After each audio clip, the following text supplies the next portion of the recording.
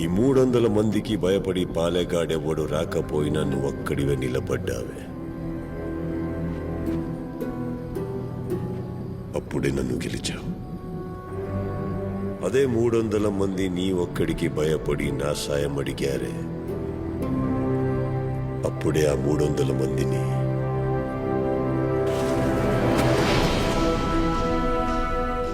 నువ్వు గెలిచావు.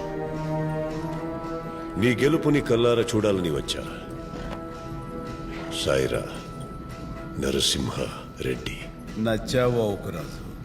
నువ్వు నాకు నచ్చవు.